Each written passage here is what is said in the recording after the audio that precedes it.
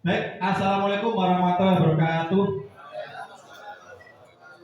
Alhamdulillahirobbilalamin. Pada siang hari ini rekan-rekan guru PJK sudah mau menghadiri undangan kami, yaitu aksi nyata diseminasi modul 1.4 budaya positif. Saya Hartono, CGP Angkatan 6 Kabupaten Rembang. Terima kasih atas kehadirannya. Baik, kita mulai saja. Yang pertama, kita fokuskan dulu Bapak Ibu ya. Ambil napas dulu, kita fokus, tenangkan hati dan pikiran Bapak Ibu semuanya, arahkan semua perhatian untuk fokus belajar. Jadi kita belajar bersama-sama. Saya juga belajar, dengan kita ajak belajar juga. Hadirkan rasa ingin tahu Bapak Ibu. Jadi ilmu itu kuncinya ingin tahu. Kemudian kita bersyukur setiap hari, setiap detik masih diberikan kesehatan. Kemudian kita hadirkan rasa welas kasih, ya, kasih sayang, saling menghormati. Ya, pasti kalau sama teman kan harus berkasih sayang, ya Pak Jono. Baik, selanjutnya setengah jam ini kita akan membicarakan 5 tentang budaya positif. Yang pertama yaitu disiplin positif dan nilai kebajikan universal. Yang kedua adalah teori motivasi, hukuman dan penghargaan dan restitusi. Yang ketiga keyakinan kelas. Yang keempat kebutuhan dasar manusia dan dunia berkualitas. Yang kelima tentang 5 posisi kontrol sebagai guru PJK. Yang terakhir adalah segitiga restitusi. Jadi untuk menumbuhkan budaya atau kebiasaan yang positif di sekolah, di kelas, di PJK, tentu kita harus mengetahui ini, biar nanti timbul disiplin yang positif. Ya. Selanjutnya dasar pemikiran untuk saat ini. Ya, jadi ternyata setelah saya mengikuti pendidikan guru penggerak, waktu dulu kuliah itu tidak ada tentang dasar pendidikan oleh Ki Hajar Dewantoro, tidak dibahas. Tapi sekarang kita memakai dasar pendidikan oleh Bapak Ki Hajar Dewantoro. Jadi artinya sekarang bangsa Indonesia sudah mau menghargai putra aslinya sendiri untuk sebagai pencetus atau pemikir, filosofinya kita ambil. Yang pertama adalah tujuan pendidikan yaitu menuntun segala kodrat yang ada pada anak-anak agar mereka dapat mencapai keselamatan dan kebahagiaan. Ya, yang setinggi-tingginya baik sebagai manusia maupun sebagai anggota masyarakat. Jadi Bapak Ibu, baik tujuan pendidikan matematika, agama, kemudian termasuk PJK, tidak lain adalah untuk selamat dan bahagia. Siapa sih yang ingin selamat? Siapa sih yang tidak ingin bahagia? Tunjuk tangan yang tidak ingin. Ya, semuanya ingin selamat dunia akhirat, ya, dan juga ingin berbahagia dunia dan akhirat. Ya, jadi tujuan tertinggi pendidikan yaitu tidak sekedar berprestasi, tetapi lebih dari itu. Ya. Oleh sebab itu pendidik hanya dapat menuntun tumbuh atau hidupnya kekuatan kodrat yang ada pada anak-anak agar dapat memberi lakunya, bukan dasarnya. Jadi setiap anak itu punya kodrat cetakan dari Tuhan yang masih samar-samar karena masih anak-anak, masih samar-samar. Tugas guru adalah menebalkan kodratnya itu. Nah, nenggone PJK gampangannya ini.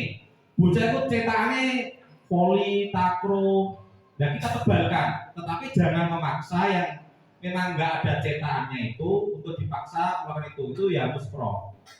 Ya, tetapi setiap anak punya kodratnya sendiri. Tugas kita adalah mencari dan menebalkan kodrat anak, baik di bidang olahraga atau sifat dan lakunya.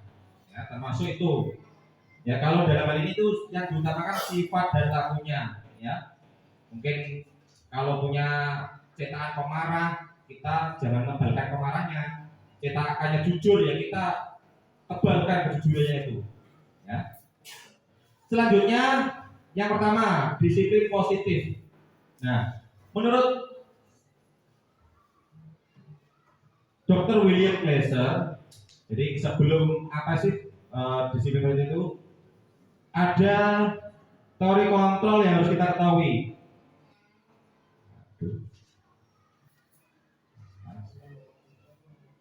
langsung aja ya. Yang pertama adalah ilusi guru mengontrol murid. Ilusi itu apa, Pak Anas? Ilusi itu apa? Ilusi. Jadi ilusi itu dikira iya padahal tidak. Ya, dikira betul padahal tidak betul. Itu ilusi. Jadi walaupun dengan guru, kita tidak bisa mengontrol murid untuk menjadi seperti apa. Ya, mereka itu punya pilihan sendiri. Jadi misalkan, wah mesti kabeh murid itu menurut aku. Padahal ya belum tentu, ada caranya. Ya. Terus selanjutnya, ilusi bahwa semua penguatan positif efektif dan bermanfaat. Contoh misalkan, wah, penguatan positif misalkan ya, pinter sekali kamu. Terus, tapi kalau nggak gini aja dalam PJK ya, kita tuh memuji kepada orang yang murid yang kita anggap geraknya terampil misalkan. Tetapi bagaimana dengan yang tidak terampil, gak dapat pujian? Mereka akan apa? Down. Wah, dipuji gitu terus. Nah, ternyata untuk penguatan positif belum tentu efektif untuk mengontrol atau mendisiplinkan anak-anak. Yang ketiga, ilusi bahwa kritik dan membuat orang merasa bersalah dapat menguatkan karakter. Jadi misalkan kamu lagi bertengkar kok terus, misalkan kalau tidak pernah bertengkar, dengan ucapan seperti itu seolah-olah dia akan akan sembuh, tapi pada kenyataannya juga itu tidak akan mempan, ya. Hanya sesaat saja. Nah, ilusi bahwa orang dewasa memilih hak untuk memaksa. Jadi walaupun kita ini guru sudah dewasa, mau memaksa bocah itu pantas, tetapi juga tidak akan membuat efektif mendisiplinkan mereka secara positif. Ya mungkin hanya sesaat saja, tapi lain kali juga tidak akan bisa. Yaitu memilih hak untuk memaksa. Nah, bagaimana orang itu bisa berubah? Ya, kita ingin itu anak-anak berubah dengan dari dalam hatinya sendiri. Dengan cara-cara nanti kita akan sebutkan caranya. Ya. Selanjutnya, nah ini dari teori kontrol tadi bedanya, ternyata dikira kebutuhan kita sama, padahal realitanya kebutuhan kita berbeda. Jadi anak-anak tuh punya kebutuhan yang berbeda-beda. Nanti di tengah-tengah akan ada 5 kebutuhan dasar dari manusia. Nah itu masing-masing anak punya kebutuhan yang berbeda-beda. Semua orang melihat yang sama, padahal setiap orang memiliki gambaran yang berbeda-beda. Makanya kita tidak bisa memaksakan semua orang seperti kita. Kita juga harus mau memahami mereka atau anak-anak. Wah, menurutku ini benar, tapi belum tentu anak-anak juga akan mengatakan benar. Terus perilaku buruk dilihat sebagai suatu kesalahan. Ya, jangan menyalahkan perilaku buruk terlebih dahulu sebelum mencari tahu, sebelum mencari penyebabnya. Jangan buru-buru mengecap anak. Terus semua perilaku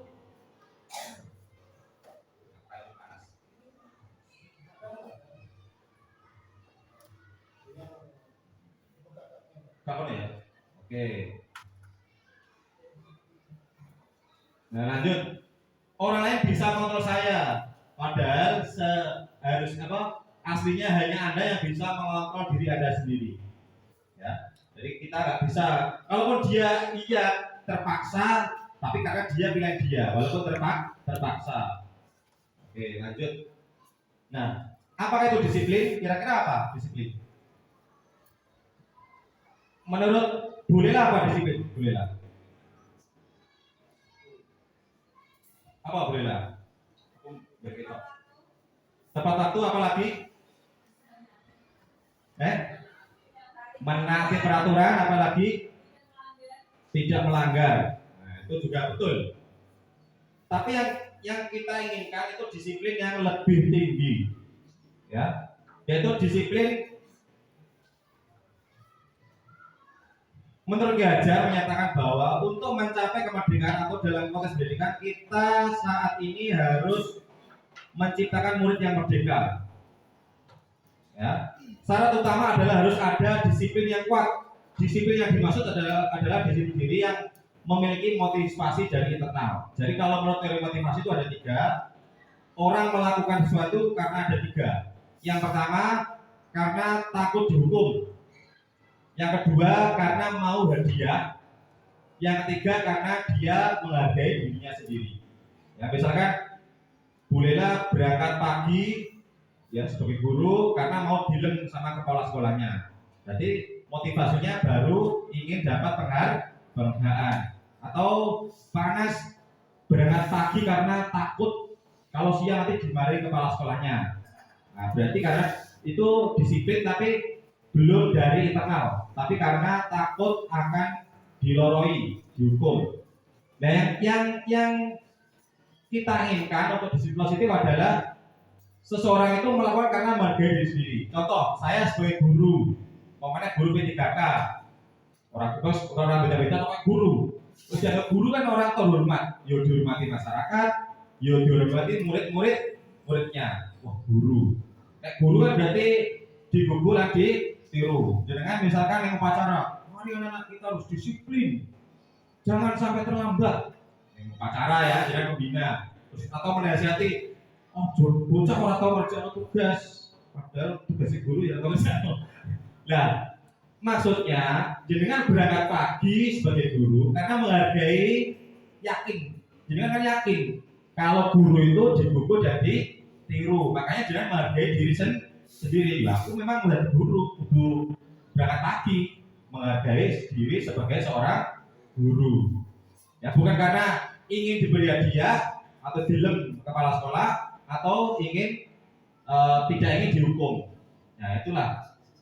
Jadi jika kita tidak memiliki motif internal, maka kita memerlukan pihak lain untuk mendisiplinkan kita atau memotivasi eksternal karena berasal dari luar bukan dari dalam diri kita.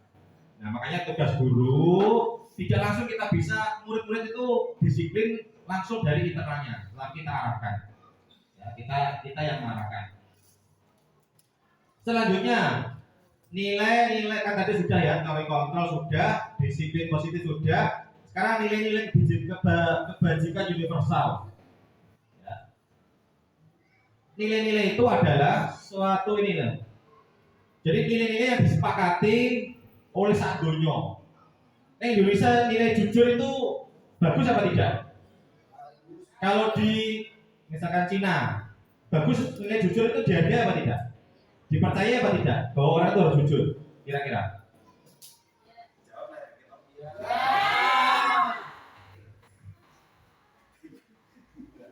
Ini mana maksud? Lanjut ya. Nah, begitu juga di sini. Ya, begitu juga di sini. Semua negara, semua orang masyarakat itu punya nilai-nilai yang diyakini, yang disepakati, bahwa kejujuran. Nah, kalau kita itu lagi angkat-angkatnya, yaitu nilai kebajikan yang ingin dicapai setiap anak Indonesia adalah profil pelajar Pancasila. Nah, apa saja itu yang ingin kita Yang pertama beriman dan seterusnya, mandiri, benar kritis, berkepentingan global, berpengalaman, kreatif. Itu semuanya ada penjelasannya, nanti bisa dilihat. Termasuk kejujuran itu ada di sini. Akhlak mulia, jujur, menghargai, menghormati, ya terus dan lain-lain. Itu termasuk masuk akhlak. Nah itu disepakati oleh semua orang. Pencuri pun kalau nunjuk bendaharanya, dia juga mau orang yang jujur. Koruptor loh, nah dia kan nggak jujur koruptor, tapi konyekel duitnya itu mesti boleh orang yang jujur. Makanya mana? Nah, sekarang kita sudah nomor 2. Lagi mengenal teori motivasi, hukuman dan penghargaan. Ya. Tadi sudah disebutkan seperti ini bahwa motivasi itu adalah ada 3. 1 eksternal, menghindari ketidaknyamanan. Eksternal lagi yaitu mendapatkan imbalan penghargaan. Yang terakhir adalah ini yang maksudnya ini untuk menumbuhkan budaya positif harus ada disiplin positif ya, dari dirinya sendiri dengan nilai-nilai yang mereka percaya. Jadi tugas guru itu di sini membuat bahwa keyakinan nilai-nilai itu masuk ke dalam pikiran atau pemahamannya anak-anak. Oh, anak-anak, kamu kan sekarang belajar, tugasnya belajar. Kalau mengerjakan tugas harus dikerjakan gitu. Dia tadinya manfaatnya untuk ini anak-anak. menyadarinya, sehingga tidak ada yang gara PR, tidak ada yang karena nggak tahu dia gara PR, benar-benar ingin belajar, bukan karena mau didukung atau ingin disanjung gurunya, karena dia yang butuh. Ya, memahamkan itu tugas kita. Nah, perbedaan hukuman dan konsekuensi. Jadi kita kan mungkin sering menghukum ya Bapak Ibu ya. Kalau anak-anak nggak bisa tukaran kita itu enggak. Kira-kira mari kita tebak mana hukuman, mana konsekuensi. Ya, kira-kira satu, kita jawab sama-sama ya. Mencatat 100 kali dalam buku kalimat saya tidak akan terlambat lagi karena takut sekolah. Kira-kira hukuman atau konsekuensi? Hukuman. Lari mengelilingi lapangan basket 2 kali karena terlambat dari sekolah. Murid diminta untuk push up 15 kali karena tidak menggunakan masker. Menggantikan kertas tugas teman atau internet. Hukuman kami. Jawabannya nanti terakhir ya. Membersihkan tumpahan air di meja tulis karena tersenggol pada saat belajar. Murid disuruh untuk mengenakan sepatu sehari, tidak mengenakan ini ya, di sekolah karena tidak mengenakan sepatu hitam. Tapi kalau sepatu hijau terus diconopot oleh sepatunya. Yang terakhir lari mengelilingi lapangan basket 2 kali karena terlambat. Mari kita lihat jawabannya. Nah, yang pertama hukuman, ini hukuman, konsekuensi, hukuman, konsekuensi. Yang sering kita lakukan biasanya menghukum. Tapi menurut Piaget kita nggak boleh menghukum anak. Terus meningkat. Nah, konsekuensi roda apa? Nanti ada yang lebih tinggi yaitu restitusi, nanti kita terakhir kita pelajari. Ya, jadi ini perilaku hukuman ini kita hindari dulu. Ya. Yang bagus roda apik ya konsekuensi. Tapi lebih tinggi lagi nanti restitusi namanya. Bedanya apa? Hukuman bersifat tidak terencana. Jadi orang tertulis yang peraturan. Nek ono tukaran pusat 100. Jenengan ono lihat tukaran marah. Udah kamu pusat aja 100 kali. Nah, itu termasuk hukuman, nggak ada peraturannya, tapi dipaksa. Hukuman bersifat satu arah. Tidak meminta persetujuan anak. Oke, kudu nulis iki karena kamu rame. Nah, anak nggak harus setuju, pokoknya kudu manut, itu namanya hukuman. Akibatnya apa? Nah, akibatnya bisa sakit hati, ya, malah nggak efektif. Kalau konsekuensi sudah terencana, ada aturannya, terus biasanya diberikan satu data yang umumnya dapat diukur, misalnya setelah kali tugasnya tidak diselesaikan, pada waktu yang diberikan nanti diberi apa gitu. Sudah ada kesepakatan. Nah, itu juga tidak efektif nanti ada di sini. Nah, ada lagi penghargaan. Ya, kita sering misalkan pernah memberi penghargaan misalkan ini. Anak gue esok roll depan tak kasih permen. Pernah enggak? Pernah, Bu. Bu Cici pernah enggak? Oh, seperti apa contohnya? Ya, penghargaan anak.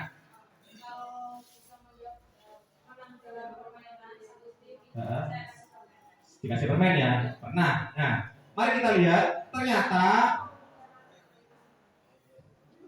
menggunakan penghargaan maupun hukuman adalah cara-cara mengontrol perilaku seseorang yang menghancurkan potensi ternyata.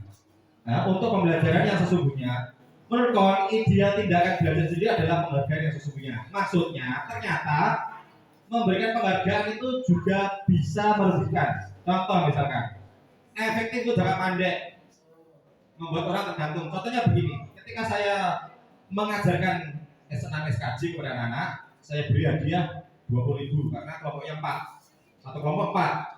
Tetapi lain kali tak suruh ngapalkan jurus tunggal, tapi gak hadiah. Apa? Dia bayar kenapa? Wah, gitu. Dia kurang semangat. Jadi efektif untuk jangka pendek. Buktinya menurutku apakah bebas gimana? Ya. Tapi kan tergantung. Nah, ini nggak bagus ya, tidak disarankan. Terus penghargaan tidak efektif jika penghargaan dibuat dengan peserta, maka jika tidak tercapai akan kecewa. Wes usaha, padahal bocah itu kalau batang pulau kan nggak kabel ke dia, yang dia itu nanti kecewa. Penghargaan merusak hubungan. Contoh ini, membuat iri jadi benci. Ya misalkan orang yang menang oleh hadiah mesti iri, konconya mempunyai elek mesti. Oh, permen kok. Padahal dia baiknya nasi ini. Ya, iri berarti. Hanya untuk yang guru diriwangi nggak jujur, ben itu hadiah misalkan. Menciptakan persaingan kelas. Biasanya wong nak sing jual itu koncone rada piye ngono, rada sinis biasanya. Putus asa bagi yang tidak mampu, ini kasihan. Yang nggak punya kemampuan wis nyerah kok paling ora juara wae kok. Wis mau aku ngono. Bener Pak ya? Wis Pak aku mau paling juaranya iku meneh. Dia malah nggak efektif. Ya, penghargaan mengenai kecepatan. Hasil karya akan berhenti jika intinya kalau ini tuh kalau dijanjikan sesuatu itu pekerjaannya mikirin hadiah, ora tenangan. Ya, ngono wae.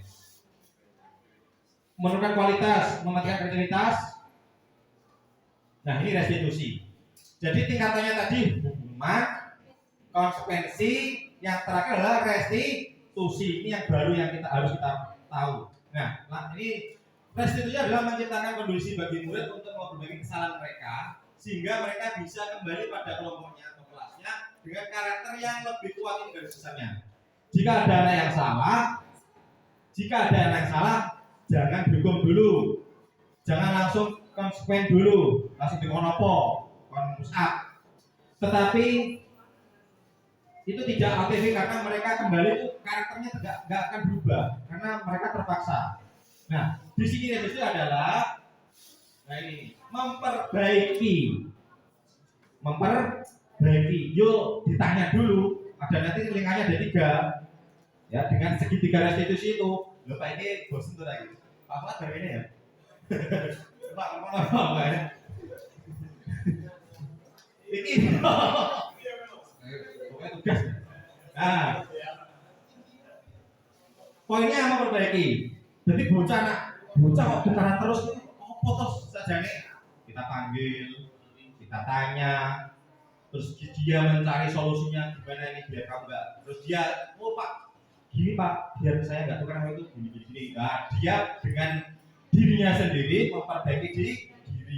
Akhirnya lain kali dia lebih baik lagi. Nah, restitusi itu. Untuk lebih jelasnya nanti yang terakhir. Selanjutnya keyakinan kelas. Jadi teori pilihan sudah, motivasi sudah, hukuman konsekuensi itu sudah. Sekarang yang ketiga keyakinan kelas. Keyakinan kelas ini adalah setiap kelas biasanya begini. Setiap guru kalau mau mengajar itu biasanya kan ada kesepakatan. Contoh ya, kesepakatannya begini. Anak-anak kalau olahraga harus memakai atau diwajibkan memakai kaos olahraga. Ini didasarkan pada keyakinan untuk saling menghormati, saling menghargai. Menghargai tubuhnya. Jadi kaos olahraga itu adalah memang untuk olahraga. Ya, bukan karena dipaksa atau gimana. Memang kalau mau olahraga dia harus memakai kaos olahraga. Nah, keyakinan kelas ini gampangnya misalkan dia bentuknya itu tidak seperti koin peraturan. Keyakinan ini sifatnya itu pendek-pendek tetapi mewakili semuanya. Contoh ini hormat. Jadi setiap kelas itu punya keyakinan bahwa menghormati itu memang harus diamalkan ya atau dilakukan. Nah, tampak saling menghormati jika datang tepat waktu, menyapa teman dan guru, mengembalikan barang teman. Tidak tampak, berarti mereka nggak tahu nilai menghormati. Sering hadir terlambat, teracu pada teman, tidak mengembalikan barang. Ya. Selanjutnya bekerja. Bahwa nilai setiap orang itu memang harus bisa bekerja. Karena nanti dewasa pun juga kita akan bekerja. Nah, di sini tampaknya jika tekun bekerja menyimak guru, menyerahkan tugas pada tepat waktu, memberikan hasil terbaik, itu berarti mereka punya nilai bekerja, senang bekerja, bisa bekerja. Tidak tampak kalau tidak mendengarkan guru, nggak perhatikan tugas diberikan tidak dikerjakan, asal-asalan kerjakan, berarti mereka tidak bisa bekerja. Sampai sumber yo akan dinilai-nilai kayak gitu, melakukan apapun juga tidak akan sukses karena nggak bisa bekerja. Ternyata menghormati, bekerja itu nilai-nilai yang harus ditanamkan sejak sekolah. Nah, selanjutnya rasa menerima dan memiliki. Kalau tampaknya melibatkan semangat kelompok, memberikan kata-kata atau komen yang bisa kali hati, menjenguk atau menanyakan kabar bagi teman. Gak tampak kalau sering membuli orang lain, mengucilkan orang lain, marah atau ini kepada keberhasilan orang lain. Nah itu. Sekarang masuk nomor 4. Kebutuhan dasar manusia. Dilalah ternyata setiap orang melakukan sesuatu itu pasti karena mereka ingin memenuhi kebutuhannya. Ya. Ketika kita mendapatkan apa yang kita inginkan, sebetulnya saat itu kita sedang memenuhi satu atau lebih dari satu kebutuhan dasar kita. Apa saja? Yang pertama, kebutuhan untuk bertahan hidup. Ya, jadi setiap manusia itu punya kebutuhan makan, minum, istirahat, itu adalah kebutuhan hidup. Ya, gampangannya nak murid itu nak lesu, kan karena kebutuhan dasarnya kan terpenuhi kan, berarti dia lapar, maka untuk apapun dia tidak akan bisa. Ya pasti rese, kon layu, Pak, gak mau Pak, capek, karena dia sedang lapar. Ya bisa. Terus kasih sayang dan rasa diterima. Nah, biasanya nak neng omah itu, mohon maaf, orang tuanya bercerai, rata-rata itu anak-anak itu akan rese di kelas.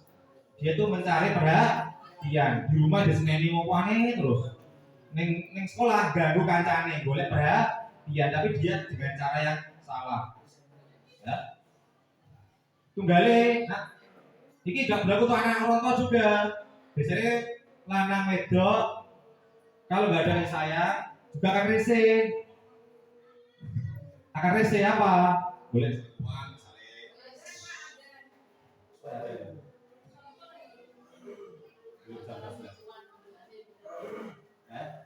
Maksudnya kan karena setiap manusia kan butuh kasih sayang, Pak.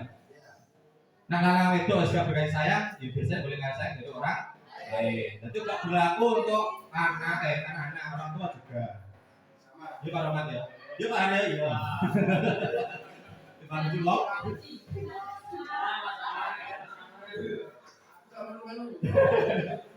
Dia boleh lagi. Usahakan suami istri harus memenuhi kebutuhan kasih sayangnya ya.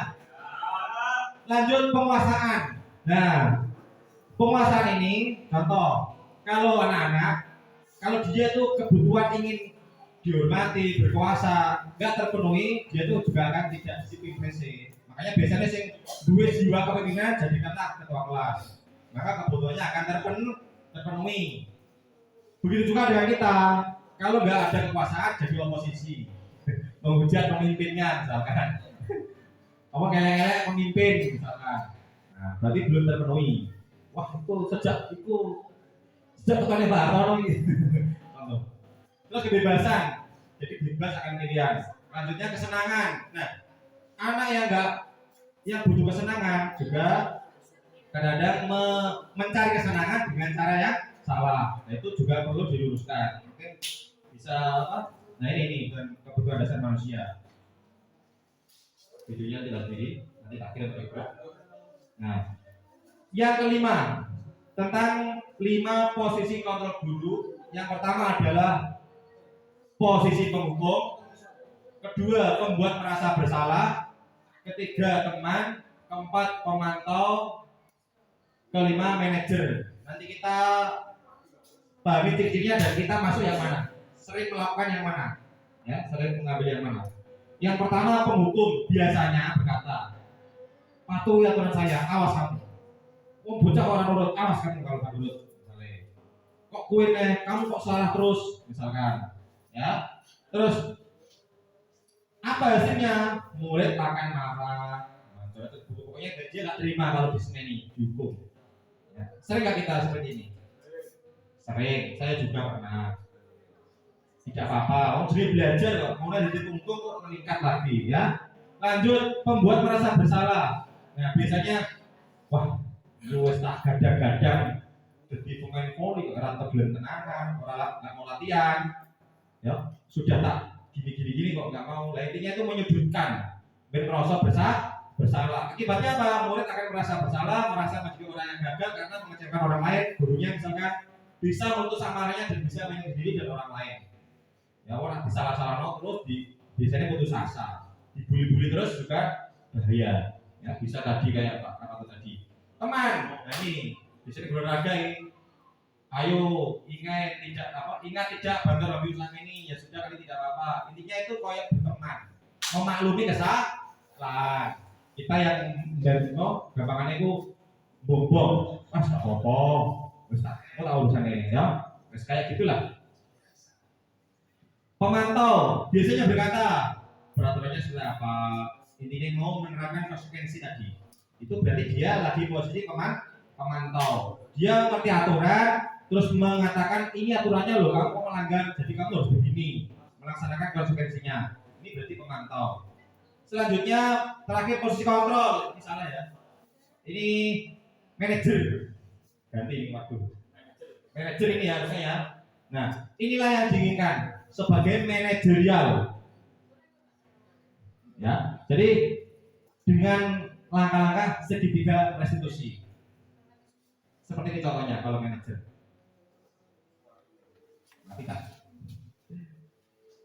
Nah, kalau kita tadi di posisi kontrol sebagai manajer, maka yang kita lakukan adalah seperti ini, melaksanakan segitiga restitusi. Nah, jika kalau ada anak yang salah, melakukan kesalahan di kelas, melakukan kesalahan di lapangan olahraga, disarankan tidak langsung dihukum, tidak langsung disalah-salahkan, atau tidak langsung menerapkan konsekuensinya tadi, tapi ini melaksanakan segitiga restitusi. Nah, salah lagi menstabilkan identitas, distabilkan dhisik. Kita semua akan melakukan hal yang terbaik yang kita bisa lakukan. Terus validasi tindakan yang salah kedua. Berikut terus menanyakan keyakinannya. Yang terakhir nanti mencari solusinya. Jadi diperbaiki. Kalau ada yang salah itu diperbaiki, bukan dimarahi. Nah, ciri-cirinya stabilitas biasanya kita mungkin misalnya ngomong-ngomongan ya distabilkan dulu. Berbuat salah itu tidak apa-apa. Tidak ada manusia yang sempurna apa. Semua tukaran saya juga pernah melakukan seperti itu. Distabilkan dulu. Dikendor-kendori diri marah. Ya, dijem-jem isik, ana apa-apa itu dijem-jem isik. Dijem isik, mari ono. Yang kedua adalah validasi tindakan yang salah. Maka dijem-jemi. Nah, terus kamu pasti punya alasan mengapa melakukan hal itu. Ditanya dulu alasannya. Dia kan jawab, Pak karena ini kan dia berarti kita sudah mencari tahu permasalahannya dengan validasi tindakan yang salah. Yang terakhir adalah menanyakan keyakinan, badi demi terus badi validasi kenapa ini salahnya dicari tahu dengan pertanyaan pemancing itu bebas ya, sesuai bahasa daerah tidak apa-apa. Yang terakhir adalah menanyakan keyakinan. Nah, apa yang kita percaya sebagai kelas atau keluarga tadi dikembalikan ke nilai-nilai kebajikan itu, menghormati. Kok kamu kalau berpikir kan tidak menghormati, tidak menghargai atau yang lain-lain. Contohnya seperti itu. Nah, apa bayang kita tentang kelas? Dan selanjutnya, kalau ini sudah 3 dilakukan, maka dia akan memunculkan solusi. Sudah pernah saya coba, videonya juga sudah ada tanpa settingan. Kalau saya tuh nggak tanpa settingan, Pak. Tanpa buat settingan enggak?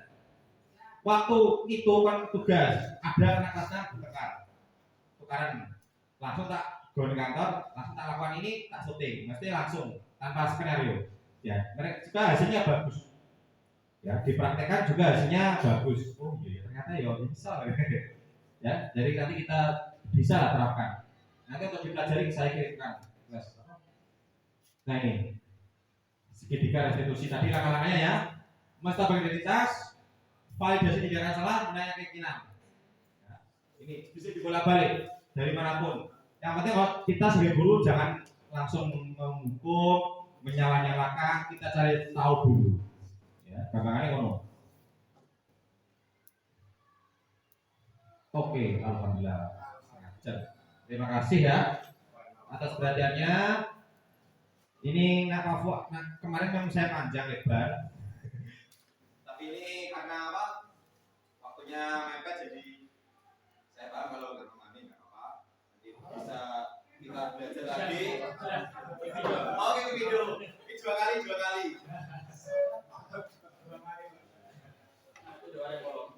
Ya mau tanya silakan, satu orang aja silakan. Oh iya. Alhamdulillah. Nah ini kesimpulannya ya. Terima kasih atas perhatian Bapak Ibu semua. Ada kurang lebihnya saya mohon maaf. Saya akhiri. Assalamualaikum warahmatullahi wabarakatuh.